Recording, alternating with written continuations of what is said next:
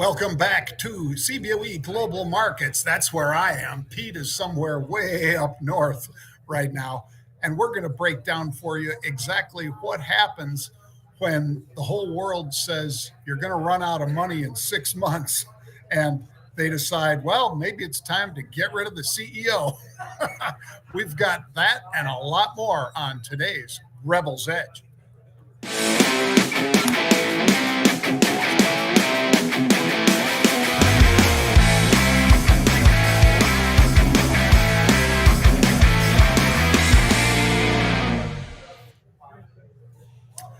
Welcome back.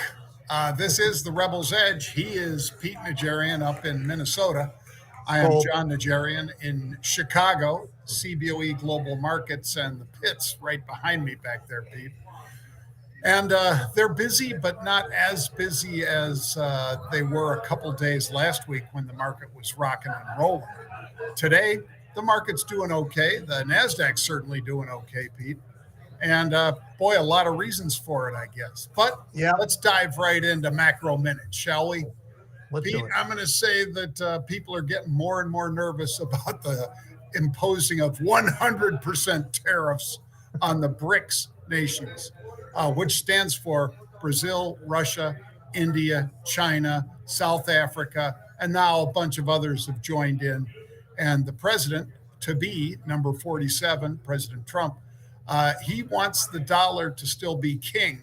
So he says, if you guys are going to screw around with the dollar, I'm going to put a tariff on you. Well, the other thing it is, and sticking with the president-elect, John, number 47, one of the reasons Bitcoin has performed the way it has is because of his acceptance of it that others maybe wouldn't have had the same kind of acceptance. And I'll tell you, John, 40% in the month of November. I mean, unbelievable run. The price of Bitcoin was 69,000. We got up and pushed right up against that 100,000 level. We pulled back a little bit. I'm not all that worried about that, but an unbelievable performance. Can it continue to go up? Well, probably, but you do have to expect some pullbacks here and there.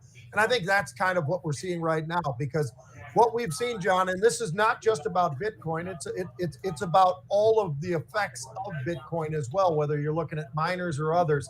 This is not just one category. This is an entire blooming category that's been absolutely incredible. And specifically Bitcoin, we've been watching this and participating in it to some degree when it's been beneficial for us, but it's an incredible move to the upside.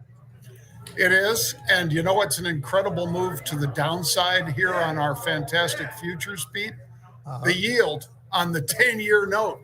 Yeah. The yield on that is fallen back down to 4.18%. And as the dollar gets stronger and the yield goes down, well, I think some people are understanding what might be heading our way in 2025, Pete, which is, that's and I'll give you another one, John. I'll give you another one that's really getting pushed to the downside. How about the volatility index? Now, if you go back to the start of November, we were trading, call it 22 on the VIX. Well, here we are today in the 13s. Where did we close on Friday, half day? About the 13s. This is what we were kind of expecting. And when we've had the kind of move that we've had to the upside, a lot less tension out there, I think we are seeing the volatility just kind of steadily just kind of settle in just a little bit more. We're at the lowest levels since July right now on the VIX. So something to keep a very close eye on. And let's also keep a close eye on the fact that when you're looking at the Dow and it's, call it, very close to 45,000, it moves 150 points to the downside. It's nothing. It means nothing. It's down 0.3% today when it's down 145 points. So let's just keep that in mind as well. Well, I have to agree, Pete. And we're going to start seeing a lot more money flowing back into some of the equities that are going to be most reactive to lower interest rates. Those would be home builders and many of the home modification places like Lowe's and Home Depot and so forth. So keep that in your back of your mind when we're starting to see 2025 creeping right up on us. All right, Pete, it is the first trading day in December. Stellantis is a company that used to be Dodge, then it was Dodge Chrysler Plymouth, And then they decided, you know what? Let's buy Jeep. And then they decided, you know what? Let's get bought by Nissan. And then they've all of a sudden found out that they're not selling nearly as many cars as they need to. Some of those cars are going to get big tariffs slapped on them potentially. And they're saying they're going to run out of money. So the CEO decides, I'm out of here. He pulls the ripcord and he's out altogether, Pete. What do you think of that?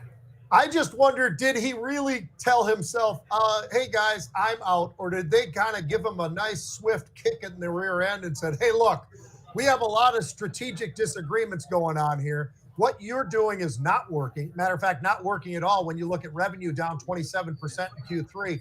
Mexico being one of their big producers out there, that's a problem when you look at the tariffs. There is nothing good about what's been going on with Stellantis, John. It's only down 43% year to date. And in a year where we've gone to record highs, this is one of the companies that has not participated at all and hit a 52-week low today.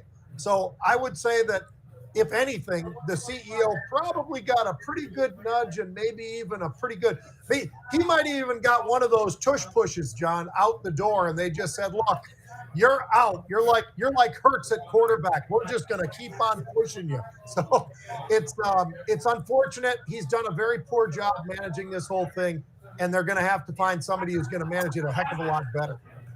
Well, and I catch the reference to Jalen Hurts there, Pete. And that offensive line, even without the one Kelsey brother, is still a pretty spirited group. And when those guys get moving, man, stuff is going to move. And Jalen just kind of rides it for several yards every time it happens. But yeah, I get it. They did push him out the door. And Pete, if you've got negative free cash flow of $5 to $10 billion, that's why they're saying we're going to run out of money. They're going to need to file bankruptcy, I think, and then find a white knight. But we'll keep an eye on STLA. How about MINISO, Pete? MNSO. This one, despite missing consensus third quarter numbers, the stock was just jumping in the pre. And apparently robust financial performance. This is one of those, Chinese stocks that really got the wind at its back in the last few weeks. And the question is, do you stick with it, or do you think maybe after this kind of a bounce, maybe it's time to take some profits? Well, that's a good question to ask. And my answer to that would be, nope, I think I'm going to ride this son of a gun a little bit longer. Why do I say that, John? Their gross margins were at record highs, nearly 45%. When you look at the revenue, it was up 23%. The CEO's done a pretty magnificent job with what he's had to do there. A lot different than what we were just talking about at Stellantis. They're expanding the number of stores. They continue to open new locations. That level of expansion's up 19%. Free cash flow is about $1.5 billion. The cash to debt is about $4.8 billion. And oh, by the way, the PE is a 20. So everything I'm looking at looks to me like, hey, you know what? Yes, it's at new highs or whatever, pushing against the new highs. It's very close. I don't know why it can't continue this run, John, especially with the expansion they're talking about. And somehow they're able to get to the level of margins that's absolutely just giving them that cash flow. So I don't know. I think this one sounds like to me that it could pull back. Nothing goes bottom left to the upper right in a straight line. But I do think this has promise to go even a lot higher. Well, so how about another one that's going higher, Pete? And this one for just fantastic reasons. Folks, for those of you who don't know, our father, Dr. Jon Najarian, he was in the field of pancreas transplantation, kidney, livers, and pancreas. And this company, Novocure, NVCR, basically cancer testing device for patients with pancreatic cancer. And as soon as they got the green light on this one, Pete, phase 3, man, significant progress in phase 3, and the stock just blew up to the upside. And that's a good kind of blowing up. and those shorts are getting squeezed like they've never been squeezed before, John. The stock is at 52-week highs. It got an absolutely racing up above 28 bucks a share. You got to love that. 5 times normal volume within the first 90 minutes of the day.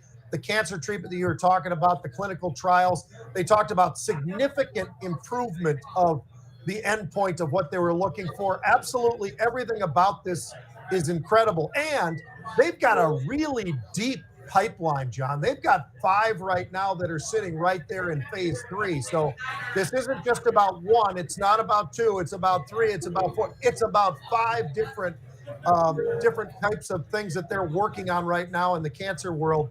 I look at this one and holy smokes, this is incredible what they've been able to accomplish. And as you said, this is a difficult field. We know it very well because of our father, but this pancreas, this could be something very big. And again, this is another one of those where I say, you know what? I know it's at highs. I think this goes higher. They've got too much depth not to like what you see right now going on with Novocure. Yeah, and Pete, they've also got a $3 billion market cap after today's 42 percentage point, that is, rally to the upside. That's still a small bite for any of the companies that might be out there deciding, hey, we really need some exposure to a company that's having success like this. So I'll be surprised if they're independent for much longer, Pete. Let's keep an eye on that. All right. Lastly, super microcomputer, SMCI. And we talked about this one when it was $17.25. That was, I think, the 52-week low. It has zoomed to the upside since, and they have said, Pete, now that there is absolutely no evidence of fraud. They're going to hire a new CFO because the old CFO out. But they're going to hire a new CFO. They've already got the new auditor. So this one probably goes back into the 40s, Pete, maybe even 50 within the next 30 to 60 days, given all this news. I totally agree with you, John. I mean, it was at 123 on the 52-week highs. Now, it had that big low, as you're talking about, into the very low 17s. But there's a lot of reasons to still like this company, especially now, actually, as they've gotten the auditors looking at this and the review, and they said, you know what, we're not seeing any fraud. I think this thing's got plenty of room to the upside. I don't know at what level or speed it's going to go, but it's already moved at a pretty fast clip from that $17 level up here towards 40. And I think one of the things you've got to look at is look at that revenue generation that they're getting, John. I mean, they're 110% growth in revenue in the last year. And you know what they're projecting for 2025? 181%. So this tells me that this is a stock that, yeah, it's going to have these, ups and downs, more ups and downs, but I think those ups are going to continue to the upside for a lot longer. So I've talked a lot about 3 of them in a row now where I'm pretty daggone bullish. I think we're both bullish for the right reasons. It makes a lot of sense, and we needed somebody to come out there and say, hey, look, we don't see any evidence of fraud. Fraud's a big deal. And if there is any evidence of that, that's what have really hit the stock again. But since they're saying there's not, I think this thing has a lot more room to the upside. Well, let's talk just for a moment, Pete, because we didn't have a lot of time to prep this one. But Intel, Pat is out at Intel as the CEO. He had been there for 20 or 30 years, left in 2009, I think, Pete. They brought him back in 2021, and things just haven't gone his way or Intel's way. Stock's down over 50% year to date, and their competitors, the worst one is AMD, and it's down 4%. The rest of them, Taiwan Semi, up, I think, 83%, NVIDIA up 180%. So the board basically said the same thing to him that the board of Stellantis said to that guy, and that is out, bag, and baggage, apparently. Well, he's out. I think his version of it is, hey, I just got to be done. I'm out of here. I think he's got another tush push right there. As a matter of fact, They said, hey, look, don't let the door hit you on the fanny on the way out, but it might have because that thing was swinging pretty fast when he hit the door, John. it just never worked out. It just did not happen. And I think that was a big problem, especially when you look around the rest of the industry. You just go, hey, what is wrong with Intel? Well, it looks like they're going to have to try to fix this thing a different way. Yeah. And one of the ways he thought that they might fix it, Pete, is a lot of folks don't really understand what TSM or Taiwan Semiconductor does. They manufacture semiconductor chips that somebody else designs. In other words, Apple or NVIDIA, any of these guys, they design the chips. TSM makes the chips physically. And that's what apparently Intel was going to try to do. Basically let somebody else give them their designs and they were going to make the chips. And it's awfully tough to break into that business when they haven't been successfully doing it for years and years like Taiwan Semi. So, man, this is just, it was a bit of a vote of confidence in the board, I guess, that kicked Pat out. But the stock is not like jumping 15 or 20%. It just made a little 2 or 3% pop and then kind of fizzled. Mm-hmm. Yep. Well, do we want to jump into some sports, John? Let's do it. Let's do it. The first one I wanted to hit for you, John, because I think it's always interesting in the last couple of years now that we've had the portal, has been the chaos that begins, and it starts, well, it even happens, believe it or not, John, it even happens during the season. Some of the guys will just say, hey, look, I'm out. They're giving me no time. I want to move to somewhere else. I want to play football, right? And that is the new free agency at the college level. You jump into the portal. But just this weekend, in a 2-day snap, 50 guys jumped into the portal, some of which were 4- and 5-star recruits, John, that just weren't seeing the field, and they were pretty frustrated. They wanted to get out there. One of them was a cornerback out there for Georgia. There was another one out there who was a LSU quarterback. So there's been some folks that are pretty prominent positions needed by a lot of different schools, and these guys are jumping out of it. But the one thing that I have to, and I'm backpedaling because I was wrong about the portal. I actually think it now, John, after watching it. I still don't like the idea of a guy who just leaves because he can't make it onto the field. Now, on the other hand, if you've got a position and you want to get on the field and you just don't see the light for it, you know what? I think there is some freedom that should go there. And why is it that we have so much more competition this year as far as Alabama had 3 losses, Ole Miss had 3 losses, all these great teams, because the guys that are the second and third stringers are leaving and they're going other places and making them better. And that's really what the portal has been able to do. It's created parity. It's also created opportunity. Yes, I know it makes it a lot more difficult on the coaches and all the recruiting and everything else. And then, of course, you've got NIL on top of all that. But I think that the reality is, John, the portal has actually served the purpose of doing something very, very good for a lot of these players. It's giving them the opportunity to not have to sit there for 3 and 4 years and never get on the field. Now there's that opportunity to get out there and play the game that you want to play, right? So I actually, I kind of stepped back a little bit from what I'd said about a year ago when I said, you know what, it's just these kids that are jumping out because they can't get on the field. It's really less about that, and it's more about let the kids get an opportunity somewhere else. But that also takes the depth away, which is why there's so much more competitive this year. I don't know what they're going to do with these 12-team playoff, John, but it's going to be really interesting because how do you value the ACC? How do you value the Big 12? I mean, we all know about the Big 10 and the SEC. They're going to get what they want. But the ACC, the Big 12, some of these other conferences, it's a little bit different. Does Boise deserve to get in? They got one more game, by the way. They got to play UNLV. But Boise deserves to get in, especially if they win that game, John. They should be in there. And in my opinion, I know you love Travis Hunter. That running back at Boise State, to me, that is the Heisman Trophy winner. That kid has broken every record. He's unbelievable. And running backs actually finally matter again in the NFL. Well, I agree with you. I agree on the depth that Bama and Ole Miss and all these teams used to have, Pete, Georgia included, used to have this massive depth. They didn't rebuild, they reloaded, as they say. But in this case, I think that running back that you're talking about from Boise State is a phenom.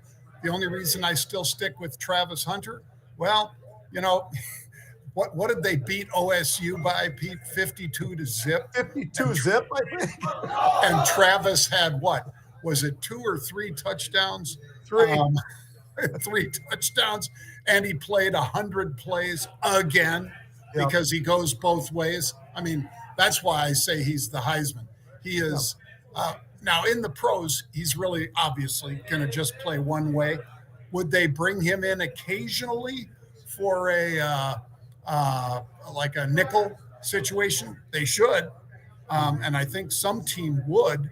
But yeah, I think that's your Heisman winner. But on the other hand, like you say, if Boise State gets into the playoffs and goes deep into the playoffs, then maybe the competition that they've been playing, that this guy's been racking up yards against, isn't as bad as perhaps I thought it was. Yeah, you're right about that part of it, and that's the part that's always difficult to figure out. Is the guys playing at a lesser conference or whatever? Is it him, or is it the fact that they're lesser? That's almost impossible to know until you get to the next level. So we will see. But Travis Hunter's very deserving, and he's the guy that everybody says, including Las Vegas, is going to win the Heisman. So I think he will win it. But I think the world of this kid in Boise State. All right, John. Fired coaches in college football. The coaching carousel begins. So I counted it up just in the last couple of days. There's going to be more, I think, but there's already 15 major colleges that have dropped their coaches. It's amazing. UCF, FIU, FAU, North Carolina, Tulsa, Temple, Southern Miss, West Virginia. But the one I was going to focus on for you and I, John, is Purdue. So it's a major conference. And did this guy deserve to get fired? I hate to say it. You never want to see a guy get fired, but yes, it's the answer. Here's why, John. He had 11 straight losses. He's only been there 2 seasons. He had 11 straight losses. Ryan Walters is his name. 2 of the worst losses in program history were logged while he's been there. Some of the worst measurements of offense and defensive stats that anybody's ever had as a head coach, that's in there. He's 5-19 in 2 years, and he's 3-15 in the Big Ten.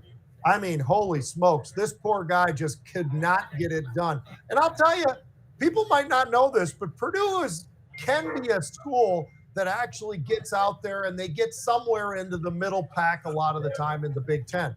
They're at the bottom. They were everybody's, favorite team to play against. You could really stack up the stats, John, because they just don't have it. And you got to make those changes. And the reason you do is, where do you generate the money in college football?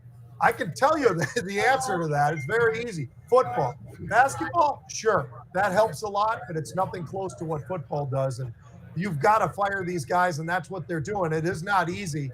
But I'll tell you, the last thing I'll say, John, is how about the GM roles? And did you see what Stanford did over the weekend? Stanford they put Andrew Luck. Andrew Luck is now their general manager of the football team only at Stanford. So, and I looked up one other thing, John. That stadium, they kind of have hidden something at Stanford. They now only have 50,000 seats. They had games this year, at least 2 or 3 under 20,000 tickets were sold on a 50,000. Now, John, it's still a 90,000 seat stadium. They just reconfigured it because they couldn't put anybody in the damn thing. They can't even fill up 50,000. This was a Pac-12 ACC team now with Cal, but they just cannot get them in there. That's the job of the new GM. Andrew Luck is players, athletics, this, that, and the other. And the other is the game day experience. Well, I know what the game day experience is. Sell some damn tickets. And Stanford hasn't done it. And I think Andrew Luck he's got his work cut out for him. Truly he does, Pete. And so does Ohio State. I mean, They had a payroll that practically rivaled NFL teams. And yet, against a quarterback that everybody said this is a pushover, they were a 19-point favorite at home, and they lose. And this is his, what? Is it his third or fourth straight loss to Michigan, Pete? I think I it's mean, 4. I think if you're a 4-year player right now at Ohio State's never beaten Michigan. How wow. about I that? mean, that's pretty damn bad. And then both teams get fined 100,000 or more. I don't know if the Big Ten's done yet, but at least 100,000. Both teams got fined for the end of the game festivities, Yeah. where Yeah, it's that got bad. basically a gang fight, and it was, you know, pretty bad on both sides. But I could understand the frustration at Ohio State with the fans, with the boosters, with the NIL people that are posting up that big money. They didn't look like a team that needed to have a $22 million payroll to lay an egg like that in their home No. stadium against their biggest rival. So I'm going to be surprised if Ryan Day's name isn't on that list, Pete, of people that get pushed out the door. You might be right, but I just can't see it. But it could happen because they hate the rivalries. You got to win the rivalries in wherever you are, Auburn, Alabama, Minnesota, and Iowa, whoever it is, you got to win those big rivalries. And Ohio State has not done it. Well, folks, we appreciate you joining us. First trading day in December. I will be teaching down at Tulane University tomorrow, so I won't be on the show, but Pete and Mark will be on the Rebels Edge at 1 p.m. Eastern Time tomorrow. Stay tuned for that and have a great rest of your Monday.